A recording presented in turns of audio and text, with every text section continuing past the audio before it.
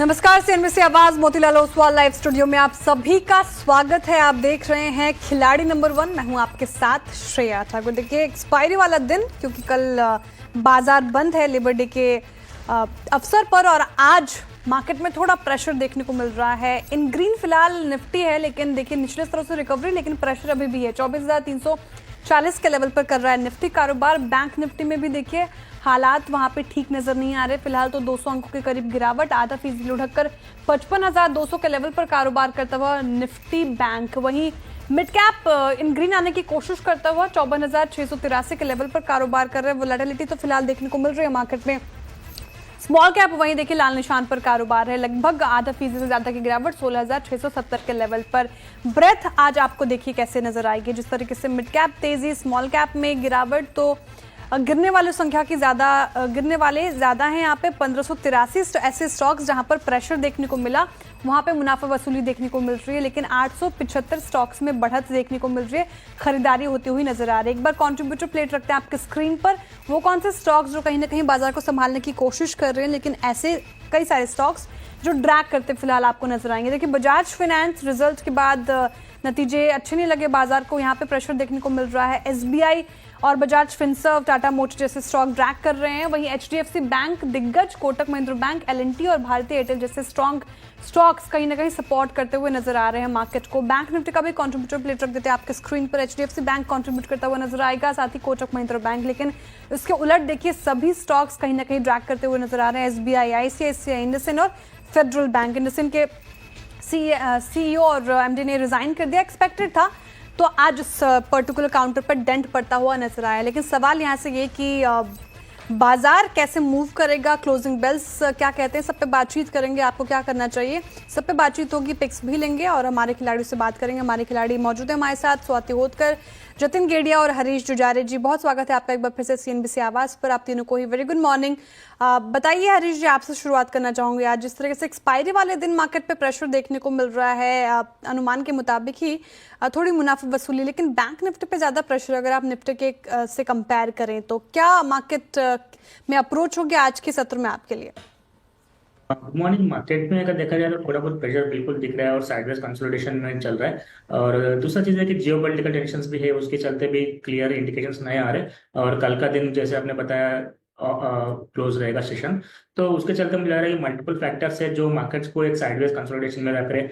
और आज weekly closing भी है, मुझे लग रहा है कि ओवरऑल ऐसे ही रहेगा, मार्केट को ज़्यादा मोमेंटम नहीं रहेगा साइडवेज कंसोलिडेशन में। हवेवर बाय ऑन डिप्स का स्ट्रैटेजी मेंटेन करना चाहिए, क्योंकि अभी भी index Nifty index 200 day moving average के ऊपर कंसिस्टेंटली सस्टेन कर रहा है। तो मुझे लग रहा है कि बाय ऑन डिप्स का स्ट्रैटेजी कंटिन्यू होना चाहिए और सेक्टर स्टॉक स्पेसिफिक अप्रोच होना चाहिए। स्टॉक स्पेसिफिक अप्रोच और बाय ऑन डिप्स की रणनीति फिलहाल इंडाइसेस पे अपना के चले। हरीश जी की ये स्ट्रैटेजी आप अपनाएं। जतिन जी, आप बताइए मार्केट में आप कैसे नेविगेट कर रहे हैं? जिस तरीके से प्रेशर आज के सेशन में देखने को मिल रहा है, एक रिवाइवल एक्सपेक्ट कर रहे हैं क्या? हमें लगता है कि कहीं ना कहीं रेंज बाउंड ही रहेगा निफ्टी।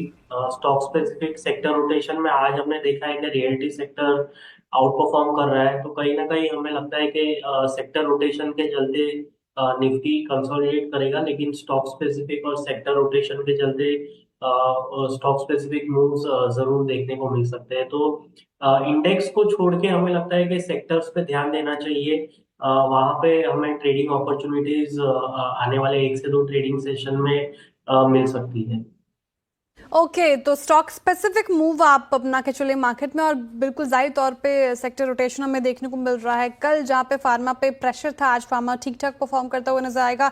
रियल्टी आज आउट परफॉर्म कर रहे हैं, तो सेक्टर रोटेशन जाहिर तौर पर मार्केट में है। इस तरीके ऐसे मूड मॉल में आपको स्टॉक स्पेसिफिक अप्रोच रखना चाहिए। स्वाति जी, आप बताइए मार्केट पे आपकी अप्रोच क्या होगी? आप कैसे एनालिसिस कर रही हैं इस मार्केट में?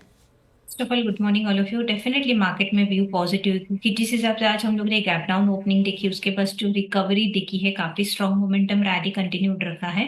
ये कहलाता है कि काफी काउंटर्स है जिसमें स्टॉक स्पेसिफिक ट्रेडिंग हमने नजर आई है। आईटी पैक्स अच्छे खासे वेल चल रहे हैं। The only concern is about a bank Nifty, थोड़ी बहुत साइडवेज मोमेंटम में लग रहा है।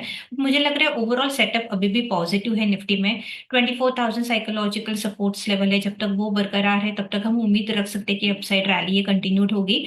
ऑन हायर साइड 24,540 का एक इमीडिएट रेजिस्टेंस लेवल है। अगर आप पास्ट रैली देखोगे तो उसका 61.78% का वो लेवल्स है रिट्रेसमेंट्स के, एक बार वो क्रॉस हो जाएंगे तो एक काफी अच्छी स्विफ्ट रैली हमें हायर साइड देखने मिल सकती है 25,400 के लेवल्स तक। तो ओवरऑल सेटअप्स अभी भी पॉजिटिव है। नो वंडर जियोपॉलिटिकल रीजंस के वजह से एंड कल छुट्टी भी है तो ओवरनाइट पोजीशंस चेंजेस भी हो सकते हैं। तो स्टॉक स्पेसिफिक ट्रेडिंग की राय में देना चाहूंगी, but play with the strict stop losses. As of now charts positive है तो स्टॉक स्पेसिफिक ट्रेडिंग करने की मैं राय दूंगी। स्टॉक स्पेसिफिक मूव सभी खिलाड़ियों ने बोला कि स्टॉक स्पेसिफिक स्ट्रैटेजी ही अपनाएं, जिस तरीके से सेक्टरल रोटेशन और स्टॉक स्पेसिफिक मूव हमें देखने को मिल रहे हैं। चलिए पहले रख देते हैं रिटर्न कार्ड हमारे खिलाड़ियों के। आपकी स्क्रीन पर क्या स्थिति, कौन लीड ले रहे हैं फिलहाल, उनके पोर्टफोलियो में क्या हो रहा है, उस पर भी बातचीत करेंगे। तो फिलहाल लीड लेते हुए नजर आ रहे हैं हरीश जुजारे जी। इनका पोर्टफोलियो पॉजिटिव टेरिटरी में है, लगभग 4% से ज्यादा का रिटर्न, इनफैक्ट 4.5% से ज्यादा का रिटर्न इनका पोर्टफोलियो लैंड करता हुआ नजर आ रहा है। जतिन जी का पोर्टफोलियो नेगेटिव साइड पर, थोड़ा 2% के करीब नेगेटिव रिटर्न, वहीं स्वाति जी का भी 2% से ज्यादा का नेगेटिव रिटर्न पोर्टफोलियो पे फिलहाल लैंड करता हुआ दिख रहा है। अब बताइए हरीश जी, आपकी पिक लूंगी लेकिन एक बार उनका पोर्टफोलियो भी चेक कर लेते हैं। हरीश जी का पोर्टफोलियो क्या कहता है कि एक्शन लिया उन्होंने अपने पोर्टफोलियो में। हेल बाइक की जो कॉल थी वहां से उन्होंने कर लिया है प्रॉफिट बुकिंग, BEML यहाँ से भी इन्होंने एग्जिट ले लिया है, वहीं ओरेकल फाइनेंशियल को अभी भी फिलहाल होल्ड करके चल रहे हैं हरीश जी। हरीश जी पहली पसंद क्या होगी आपके आज के मूड माहौल में? आज का रियलिटी स्टॉक में रहेगा, ओबरा रियलिटी पर मेरा बाय का ट्रेड रहेगा। सेटअप अच्छा है और 20 डे मूविंग एवरेज के ऊपर क्लोजिंग है और 50 डे का भी क्रॉसिंग किया हुआ है। तो मुझे लग रहा है कि ओबरा रियलिटी बाय करना चाहिए करंट लेवल्स पे, और टारगेट्स बनेंगे 1800 का और स्टॉप लॉस रहेगा 1584। ओबेरॉय रियल्टी देखिए एकदम डे हाई पर कर रहा है कारोबार, 2.5% की तेजी इस पर्टिकुलर काउंटर में, एकदम बिल्कुल सही कहा। रियल्टी इस पैक में ही आज आप देखें तो शानदार तेजी है। स्टॉप लॉस दोहराएंगे हरीश जी? स्टॉप लॉस है 1584। 1584 और टारगेट 1800। ठीक है, तो फिलहाल ये आप अपनाएं। 1800 का टारगेट और 1584 का आपको लगाना है स्टॉप लॉस। बाई साइड की ट्रेड ओबेरॉय रियल्टी में हरीश जी की तरफ से आती हुई। अब जतिन जी का पोर्टफोलियो रख देते हैं स्क्रीन पर। क्या स्थिति, क्या एक्शन लिया उन्होंने अपने पोर्टफोलियो में, कहां से की है प्रॉफिट बुकिंग, कहां पे कर रहे हैं होल्ड, अभी आपके स्क्रीन पर। ONGC से एग्जिट ले लिया है इन्होंने और LTI माइंडट्री साथ ही HCI को कर रहे हैं होल्ड। जतिन जी पहली पसंद आपकी आज के लिए? देखिए हमें लगता है कि पेट्रोनेट LNG में लॉन्ग करके चला जा सकता है।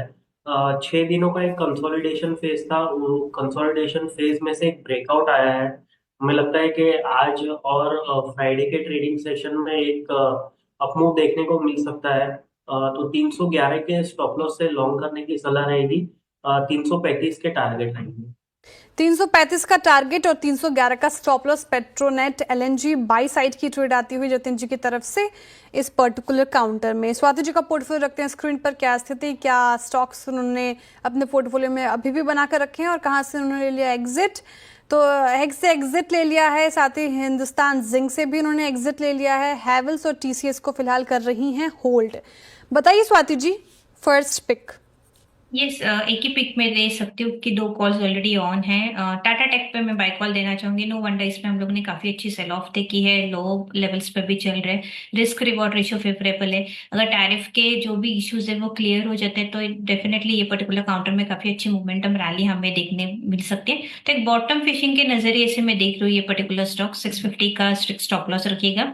665 के रेंज में ये चल रहा है for target of 720 rupees on high side. बिल्कुल, टाटा टेक में जिस तरीके से कल हमें डेंट पड़ता हुआ नजर आया था, आज निचले स्तरों से रिकवरी देखने को मिल रही है। हादफीजी की तेजी और इसमें तेजी एक्सपेक्ट कर रही है स्वाति जी, इसलिए 720 का टारगेट एक्सपेक्ट कर सकते हैं, लेकिन ध्यान रखिएगा स्टॉप लॉस आपको लगा के चलना है 650 का।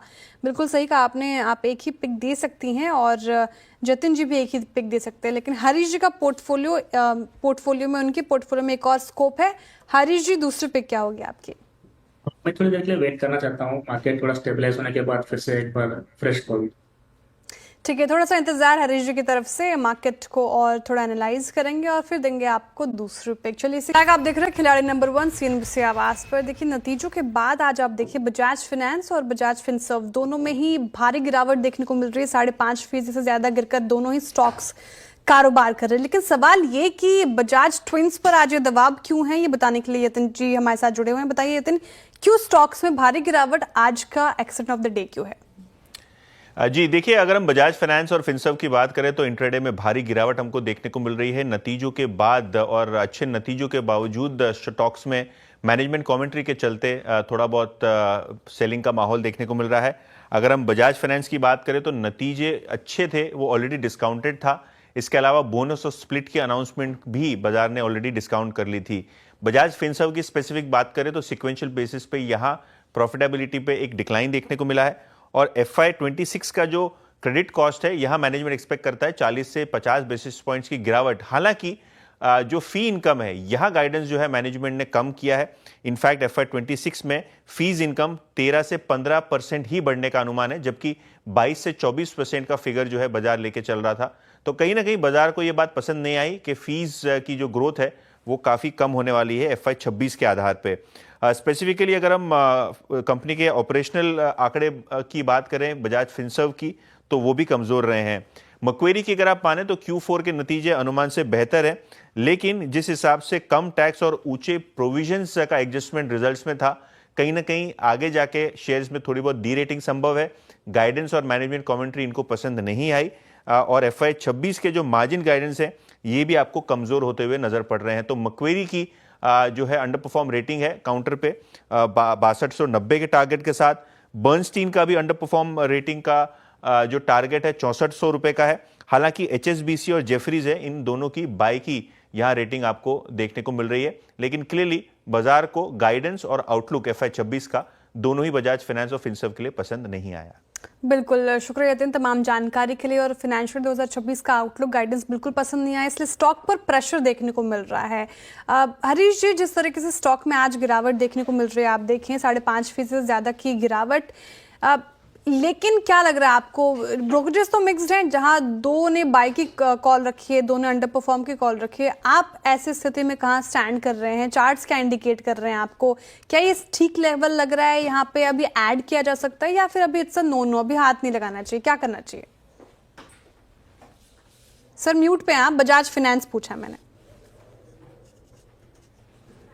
बजाज फाइनेंस की स्टॉक का प्राइस आप देखा है तो 3.5% ऑलमोस्ट डाउन है। तो मुझे लग रहा है कि ओवरऑल सेटअप अभी भी हायर टॉप हायर बॉटम है, जो भी एक करेक्टिव फेज है। और मुझे लग रहा है कि ओवरऑल सेटअप अभी भी तेजी है, तो नीचे लेवल से आए तो करेक्शंस में बिल्कुल बाय कर सकते हैं इसमें, क्योंकि जो सेटअप है अभी भी नेगेटिव वीकनेस नहीं दिखा रहा है, जो भी है एक करेक्शन ही दिखा रहा है पुल बैक से। तो मुझे लग रहा है कि ओवरऑल सेटअप स्ट्रॉन्ग है अभी भी, जो करेक्शंस में बिल्कुल बाय करने के रहा है। ओके, बजाज फाइनेंस का आपको चार्ट्स ठीक लग रहा है, इस करेक्शन को आप अपॉर्चुनिटी के तहत ले सकते हैं और ऐड कर सकते हैं। लेकिन बजाज फिनसर्व का भी एक बार चार्ट रखते हैं आपके स्क्रीन पर। सेम आउटलुक और गाइडेंस खराब फाइनेंशियल 2026 के लिए, तो स्टॉक पे डेंट पड़ा। ये भी आप देखें तो लगभग 6% करीब करेक्ट होकर कारोबार कर रहे हैं। स्वाति जी, बजाज फिनसर्व पे भी मेरा वही सवाल है, क्या ये अभी लेवल्स आपको सही लग रहा है ऐड करने के लिहाज से, या फिर अभी इसमें और गिरावट देखने को मिल सकती है? थोड़ा वेट करें। थोड़ा ब्रेक करना चाहिए, क्योंकि अगर आप मंथली चार्ट्स देखोगे तो जो एक डाउनवर्ड स्लोपिंग ट्रेंड लाइन उसके लेवल्स रिटेस्ट किए हैं उसने। बट आई बिलीव कि अगर 19,000 ब्रेक डाउन करता है तो हमें और सेलिंग प्रेशर देखने मिल सकता है, जो कि स्टॉक को लेके जा सकते हैं 18-20 के रेंज तक। तो मुझे लगता है और 100 पॉइंट्स का डाउनफॉल मोमेंटम हमें देखने मिल सकता है, तो थोड़ा वेट कीजिएगा। तो मोमेंटम इंडिकेटर्स अभी तक पॉजिटिव सिग्नल्स नहीं दे रहे, तो if you are getting any dips towards 18-20 at that point of time we can think of buying, but not at the current market price. थोड़ा वेट करना चाहिए। ओके, बजाज फिनसर्व पर थोड़ा वेट कर सकते हैं, जिस तरीके से प्रेशर देखने को मिल सकता है। और 1900 का अगर लेवल ब्रीच करता है, स्वाति जी ने जो बताया, तो फिर और प्रेशर आ सकता है। थोड़ा वेट एंड वॉच की सलाह बजाज फिनसर्व पर। वही बजाज फाइनेंस अभी ठीक लेवल पे कारोबार करे, करेक्शन में आप बाय कर सकते हैं। चलिए, ये दोनों स्टॉक्स पे हमने ले ली स्ट्रैटेजी। अब इसी पर देखिए निफ्टी जस्ट का 10 और लगभग 0.40 और 24,335 पर कर रहा है कारोबार। लेकिन आप अगर वायदा कारोबार में देखिए, जिन स्टॉक्स में अच्छा एक्शन देखने को मिल रहा है, क्लियरली आज रियल्टी स्पेस में आप देखें तो शानदार तेजी, और वायदा के टॉप गेनर्स में शामिल आपको दिखेंगे गोदरेज प्रॉपर्टीज, लोधा, DLF जैसे स्टॉक्स में शानदार तेजी, ओबरा रियल्टी, ये जो कॉल भी है हमारे खिलाड़ियों की तरफ से, तो शानदार तेजी इस पूरे स्पेस में आज आपको देखने को मिलेगी। लेकिन जहां पे थोड़ा डेंट आज ज़्यादा पड़ता हुआ नजर आएगा। एक बार उन स्टॉक्स पर नज़र डाल लेते हैं जहां पे थोड़ा पेन अभी परसिस्ट कर रहा है। एक बार आप लेकर आइए स्क्रीन पर। ऑलरेडी हमने बात कर लिया बजाज फिनसर्व और बजाज फाइनेंस। आज के accident of the day trend भी टूटा है। आज नतीजे कल आए क्लोजिंग के टाइम पर स्ट्रांग रिएक्शन हमने देखा स्टॉक पर, वर्टिकल राइज था ट्रेंड पर, लेकिन जब आज ब्रोकरेजेस हाउसेस के व्यू आए, हालांकि मेंटेन किया है आउट परफॉर्म की कॉल, लेकिन कन्विक्शन स्ट्रांग बनी नहीं, काफ़ी ज़्यादा मिस हुआ है। पैट पर आप देखें, साथ ही आप देखें नए आउटलुक को लेकर भी थोड़े मैनेजमेंट उतने वाउ कॉन्फिडेंट साउंड नहीं कर रहे थे। लेकिन ट्रेंड चार्ट्स पे कैसा प्लेस्ड है बताइए जतिन जी आप। जिस तरीके से गिरावट हमें लगातार ट्रेंड में देखने को मिली, अपने हाई से 8,300 समथिंग का इसका हाई रहा 52 वीक का, वहां से तो काफी करेक्ट हो गया है। आज जिस तरीके से गिरावट परसिस्ट कर रही है, कैसे देख रहे हैं आप स्टॉक को, क्या लेने लायक है अभी ट्रेंड? देखिए, हमें लगता है कि कहीं ना कहीं ये जो लोज लेवल से 4500 से जो एक परपेंडिकुलर राइज आया था 5500 तक का, उसका रिट्रेसमेंट हो रहा है। हमें लगता है तकरीबन 5000 के आसपास ये स्टॉक स्लिप हो सकता है, लेकिन हमें लगता है कि वहां पे एक बाइंग अपॉर्चुनिटी बनेगी। हमें लगता है कि जो राइज आया है वो इम्पल्सिव मूव है, तो एक शॉर्ट टर्म बॉटम तो जरूर एक प्लेस्ड है स्टॉक के लिए। हमें लगता है कि आने वाले दिनों में 5000 जब भी आता है, डिप आती है, तो इसमें बाइंग करें। ओवरऑल हमें लगता है कि एक स्टॉक ने बॉटम बना लिया है, डिप कोई भी आता है तो बाय करें। ऊपर में हम इमीडिएटली तो नहीं, अगले एक महीने में हम 5800 और 6000 के लेवल्स भी ये स्टॉक को देखने को मिल सकते हैं, लेकिन एक डिप जरूर आएगा 5000 के आसपास। 5000 के आसपास डिप आ सकता है, उसमें आप बाई कर सकते हैं। उसके बाद एक तेजी एक्सपेक्ट करें ट्रेंड में। चलिए अब शो को आखिरी सेगमेंट की तरफ मोड़ते हैं और सबसे पहले लेकर आते हैं स्वाति जी का पोर्टफोलियो। आपके स्क्रीन पर कौन से स्टॉक्स उन्होंने सुझाए हैं, क्या स्थिति वहां पे देखने को मिल रही है अभी फिलहाल? हेवल्स, टीसीएस और टाटा टेक, ये 3 स्टॉक्स बाई साइड की ट्रेड है। Havells target 1710, stop loss 1580, TCS 3640, stop loss 3370। वही टाटा टेक में आप देखें तो 720 का टारगेट एक्सपेक्ट कर सकते हैं, स्टॉप लॉस आपको 650 का लगाकर चलना है। क्या स्थिति यहाँ पे देखने को मिल रही है? देखिए टीसीएस आधा फीसदी करीब पॉजिटिव रिटर्न दे रहा है, टाटा टेक फ्लैट है, हैवेल्स नेगेटिव रिटर्न के साथ अभी फिलहाल कर रहा है कारोबार। जतिन जी का पोर्टफोलियो आपके स्क्रीन पर, एचसीआई, एलटीआई, माइंडट्री और पेट्रोनेट एलएनजी, इन्होंने तीनों ही बाय साइड की ट्रेड दी। एचसीआई में target 197, stop loss 174, LTI Mindtree में टारगेट 4745, स्टॉप लॉस आपको 4490 का फॉलो करना है। पेट्रोनेट में टारगेट 335 और स्टॉप लॉस आपको 311 का लगाकर चलना है। प्रॉफिट या लॉस इन तीनों ही स्टॉक्स में क्या देखने को मिल रहा है? तो तीनों ही प्रॉफिट अभी दे रहे हैं। पेट्रोनेट आधा फीसदी करीब, एलटीआई माइंडट्री लगभग 2% के करीब और एचसीआई भी लगभग 1.5% ज्यादा का पॉजिटिव रिटर्न दे रहा है आपको। हरीश जी का पोर्टफोलियो, ओरेकल फाइनेंशियल और ओबरॉय रियल्टी, आज 2 बाय साइड की कॉल्स। टारगेट 9400 ओरेकल फाइनेंशियल से, स्टॉप लॉस 8480 का। ओबरॉय रियल्टी में टारगेट आप 1800 को एक्सपेक्ट कर सकते हैं, स्टॉप लॉस आपको 1584 का लगाकर चलना है। क्या एक्शन दोनों स्टॉक्स में एक बार फिर रख देते हैं आपके स्क्रीन पर। ओरेकल फाइनेंशियल फ्लैट है, ग्रीनी है, लेकिन ओबरॉय रियल्टी देखिए लगभग आधा फीसदी का पॉजिटिव रिटर्न आपको देता हुआ दिखेगा। मुनाफा का मीटर क्या कहता है, कौन से खिलाड़ी ने ले लिया है लीड या फिर वही बने हुए हैं फिलहाल, एक नज़र उस पर रखते हैं। अभी आपके स्क्रीन पर आएगा मुनाफा का मीटर। हरीश जी तो अभी फिलहाल लीड कर रहे हैं, लेकिन अब स्थिति क्या बनती हुई नजर आ रही है? हरीश जी कायम है और इन पहले पायदान पर इनका पोर्टफोलियो करीब करीब 4.5% से ज़्यादा का पॉजिटिव रिटर्न दे रहा है। वहीं स्वाति जी का और जतिन जी का पोर्टफोलियो थोड़ा भी नेगेटिव साइड पर है और जतिन जी का पोर्टफोलियो 2.14%, 2.25% करीब नेगेटिव रिटर्न। स्वाति जी का पोर्टफोलियो 2% से ज़्यादा का नेगेटिव रिटर्न फिलहाल आपको देता हुआ नजर आएगा। तो ये हमारे खिलाड़ियों के पोर्टफोलियो का हाल। कोई भी अपडेट हमारे खिलाड़ी लेकर आएंगे वो हम मिड कैप मंत्रों में आपको बताएंगे। फिलहाल इस शो से इतना ही, दीजिए इजाजत। देखते रहिए CNBC आवाज़। अब सीधे मुलाकात होगी कमाई का अड्डा में। आप तीनों का भी बहुत शुक्रिया हमारे साथ जुड़े रहने के लिए।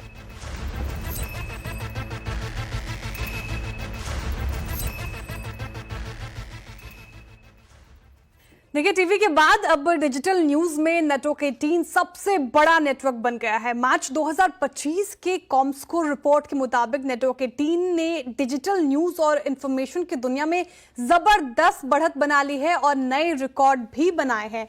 चाहे सोशल मीडिया हो या अपनी वेबसाइट पर डायरेक्ट विजिटर्स, हर जगह नेटवर्क 18 सबसे आगे है।